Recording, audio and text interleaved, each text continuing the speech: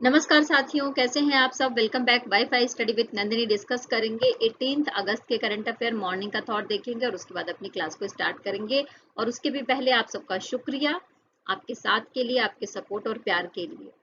साथ में ही जैसा कि आप सबको अच्छे से पता है कि फॉर्मेट में कुछ चेंज किया गया है, तो वीडियो में अगर कोई चीज आपको पसंद आती है तो कमेंट बॉक्स खुला हुआ है। प्लीज आप अपने जो प्रीसियस कमेंट है वो जरूर हमें लिखकर भेजिए, हम तक जरूर पहुंचाइए। चलिए स्टार्ट करते हैं।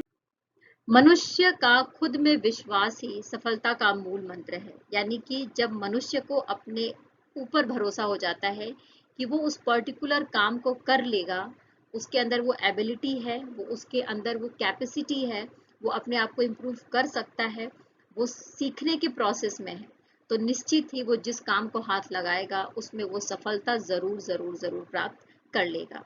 तो इसलिए हमेशा अपने ऊपर भरोसा रखिए, अपने सेल्फ कॉन्फिडेंस को हमेशा हाई रखिए, जिसकी वजह से ही आपका डेवलपमेंट हो पाएगा और आप किसी भी फील्ड में काम करेंगे तो उसमें एक अचीवमेंट आप लेकर आएंगे। चलिए स्टार्ट करते हैं इस बहुत ही खूबसूरत विचारधारा के साथ में आज की अपनी क्लास को। पहली जो हम बात कर रहे हैं, हार्वर्ड यूनिवर्सिटी के बारे में बात कर रहे हैं, जिसका जॉर्ज लेटली जो प्राइज है वो दिया गया है अर्थशास्त्री राज चेट्टी को। अच्छा, ये जो अर्थशास्त्री राज चेट्टी जी हैं, इनके बारे में मैं बता दूं कि ये भारतीय मूल के अमेरिकी नागरिक हैं और इन्होंने आर्थिक गतिशीलता के ऊपर जो एक सर्वे किया, एक अपनी एक रिसर्च दी है, जिसके माध्यम से उन्होंने बताया कि किस तरीके से जो आर्थिक गतिशीलता की स्थितियां हैं वो एक मनुष्य को प्रभावित करती हैं। इसके लिए ही इन्हें जॉर्ज डेटली पुरस्कार दिया गया है। अच्छा, इसके साथ साथ हार्वर्ड विश्वविद्यालय के ही जीव विज्ञानी है माइकल स्प्रिंगर। कौन है? Michael Springer. उन्होंने कोविड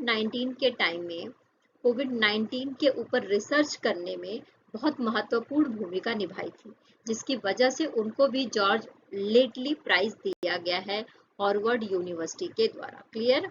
ये बाकी सारी डिटेलिंग है जिसको आप पढ़ सकते हैं, देख सकते हैं। आइए नेक्स्ट बात करते हैं ICC player of the month के बारे में। तो जुलाई 2023 के लिए ICC player of the month के लिए चुना गया है एशले गार्डनर को और क्रिस वोक्स को। एशले गार्डनर जो है एक महिला क्रिकेटर है, कहाँ की? ऑस्ट्रेलिया की। एक लेग स्पिनर के रूप में हम इनको जानते हैं। इनको ICC player of the month चुना गया है जुलाई महीने के लिए। क्रिस वोक्स के बारे में बात करें तो ये एक तेज गेंदबाज है इंग्लैंड के और इनको चुना गया है ICC player of the month के लिए। ओके, यहाँ पे सारी डिटेलिंग है जिसको आप पढ़ सकते हैं और देख सकते हैं। देखिए, हम यहाँ पर हुंडई मोटर्स के बारे में बात कर रहे हैं। हुंडई मोटर्स दक्षिणी कोरिया की कंपनी है, ठीक है, दक्षिण कोरियाई कंपनी है ये।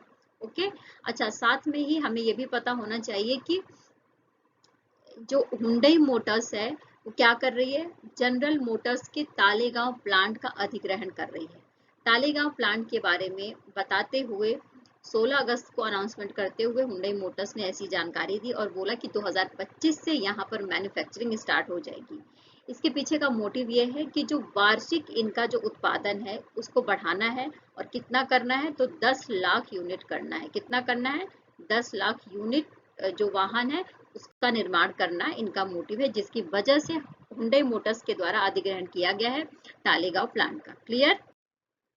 आइए नेक्स्ट बात करते हैं विश्वकर्मा कौशल योजना या विश्वकर्मा योजना के बारे में, जिसके बारे में 2023 का जब बजट सेशन चल रहा था तो उस समय हमारे देश की वित्त मंत्री निर्मला सीतारमण जी के द्वारा बताया गया था।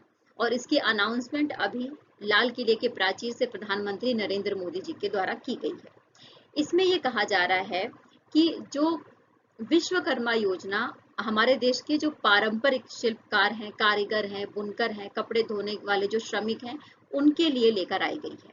इस कार्यक्रम के तहत जो पहली किस्त है वो दी जाएगी 1 लाख रुपए और दूसरी किस्त दी जाएगी 2 लाख रुपए की, ठीक है। और इस पर ब्याज कितना लगेगा? तो इस पर लगभग 5% का ब्याज लगेगा। ये स्कीम लेकर आई गई है कारीगरों को सशक्त बनाने के लिए भारत सरकार के द्वारा, जिसका नाम है विश्वकर्मा योजना। ओके, अच्छा, इसमें लागत कितनी आएगी? तो लगभग 13,000 करोड़ रुपए की लागत इसमें आने की संभावना है। और ये कहा जा रहा है कि 30 लाख जो हमारे देश के पारंपरिक शिल्पकार हैं, कारीगर हैं, बुनकर हैं, उनको फायदा होने वाला है। क्लियर? आइए बात करते हैं जापान के बारे में। जापान में एक तूफान ने बहुत ज्यादा तबाही मचा दी है। उस तूफान का नाम क्या है? तो लैन इस तूफान का नाम है। और अभी अभी इसकी प्रेजेंट टाइम में स्पीड बताई जाए तो 160 किलोमीटर प्रति घंटे की स्पीड से ये चल रहा है। और लगभग 15 अगस्त को इसने इस स्पीड से जापान में बुरी तरीके से तबाही मचाई है। इसकी स्टार्टिंग के बारे में बात करें तो पहले ये स्टार्ट हुआ था 35 किलोमीटर पर आवर की स्पीड से। ठीक है, 35 किलोमीटर पर आवर की स्पीड से स्टार्ट हुआ था। इसका नाम दिया गया था टाइफून लैन। इसके बाद 14 अगस्त तक आते आते इसकी जो स्पीड है वो 155 किलोमीटर पर आवर हो गई। तो आप देख सकते हैं कि कितना भयंकर तूफान है। इसमें तेज हवाएं चल रही हैं, बारिश हो रही है। आप स्थिति देख सकते हैं कि पूरी तरीके से जो जनजीवन है वो अस्त व्यस्त हो गया है। साथ में ही ये भी बता दूं कि जो उष्ण कटिबंधीय विक्षोभ है उसकी वजह से ये जो लैन तूफान है इसका जन्म हुआ है। उष्ण कटिबंधीय विक्षोभ का मतलब ये है कि जब आप मैप देखेंगे, मैप में जो ये हमारा विषुवत रेखा है और विषुवत रेखा के आसपास का जो एरिया है वो उष्ण कटिबंधीय क्षेत्र में आता है। तो यहाँ पर ही जो उष्ण कटिबंधीय विक्षोभ उत्पन्न हुआ है उसकी वजह से ये तूफान हमें देखने को मिल रहा है।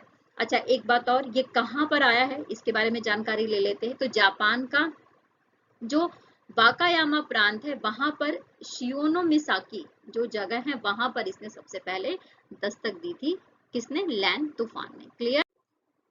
देखो, भारत का पहला ड्रोन परीक्षण केंद्र बनाया जा रहा है। कहाँ पर? तमिलनाडु में। तमिलनाडु के श्री पेरुम्बदूर के पास बनाया जाएगा।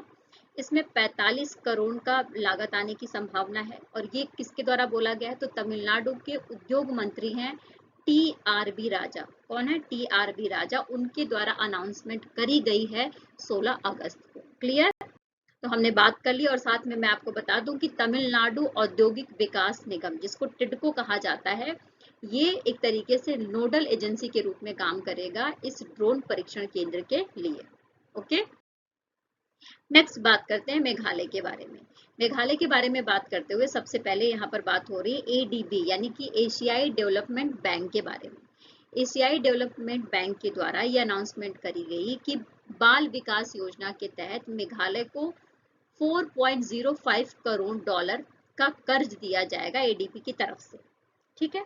अच्छा, इसमें जो राज्य सरकार है वो भी इस योजना में पैसे लगा रही है 1.57 करोड़ रुपए।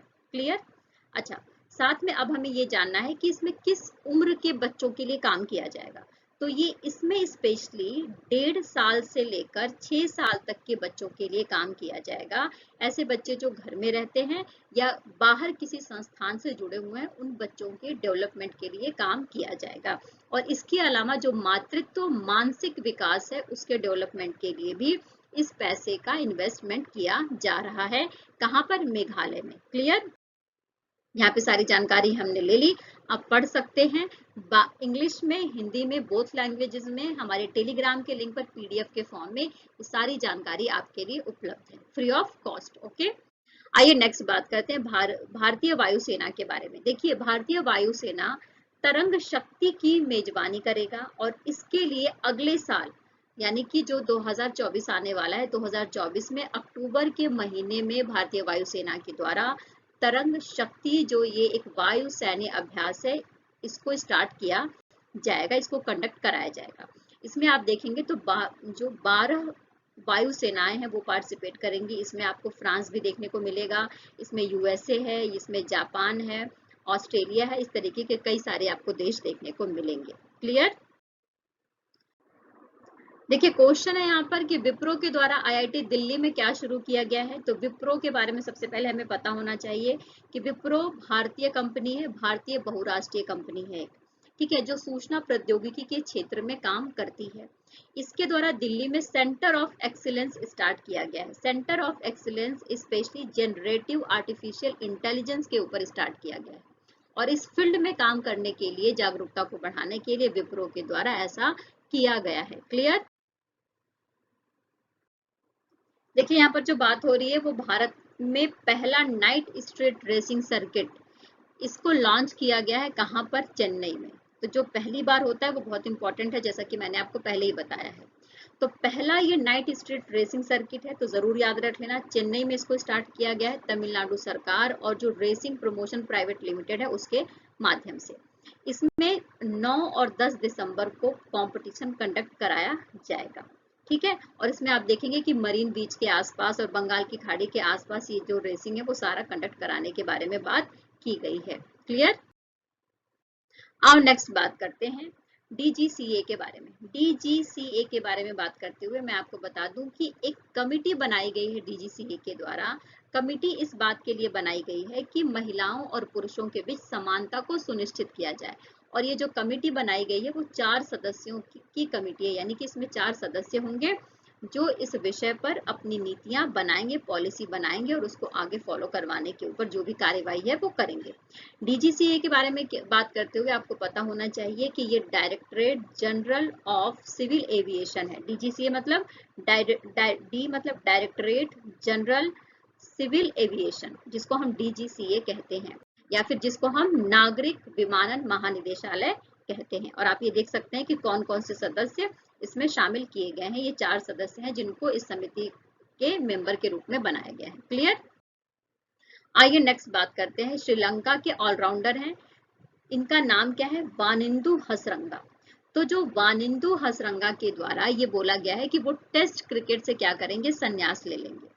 और अभी अगर इनकी एज के बारे में बात करें तो ये सिर्फ 26 साल के हैं और इन्होंने कहा है कि ये टेस्ट क्रिकेट से क्या करेंगे? संन्यास ले लेंगे, जिससे कि ये एक दिवसीय मैचों पर और T20 मैचों पर फोकस कर पाए।